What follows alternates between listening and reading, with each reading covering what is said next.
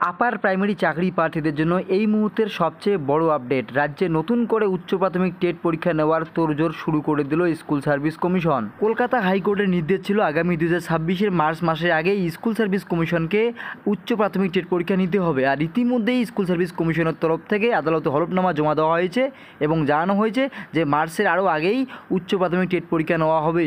আর হলফনামা জমা দেওয়ার পরেই উচ্চ প্রাথমিক টেট পরীক্ষা নেওয়ার জন্য তোড়জোড় শুরু করে দিল স্কুল সার্ভিস কমিশন। তো এই উচ্চ প্রাথমিক টেট পরীক্ষার বিজ্ঞপ্তি কবে প্রকাশ করবে কমিশন এবং শূন্যপদেই বা কত থাকতে পারে নতুন টেট পরীক্ষার ক্ষেত্রে?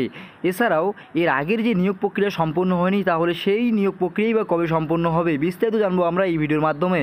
এছাড়া উচ্চ প্রাথমিকের ক্ষেত্রে যোগ্যতার কী প্রয়োজন রয়েছে এবং নিয়োগ প্রসেস কী রয়েছে আমরা কিন্তু ইতিমধ্যেই ভিডিও বানিয়ে দিয়েছি। তো আই বাটনে ক্লিক করে সেই ভিডিওটা কিন্তু আপনারা দেখে নিতে পারেন। তবে নতুন বিজ্ঞপ্তি প্রকাশিত হওয়ার আগে স্কুল সার্ভিস কমিশনের তরফ থেকে আগের যে নিয়োগ প্রসেস রয়েছে সেই নিয়োগ প্রসেস কিন্তু সম্পূর্ণ করতে হবে। সেক্ষেত্রে 1241 জনের কাউন্সেলিং যে বিজ্ঞপ্তি রয়েছে আগামী সপ্তাহে অর্থাৎ পুজোর আগেই আসার সম্ভাবনা দেখা দিচ্ছে স্কুল সার্ভিস কমিশনের তরফ থেকে।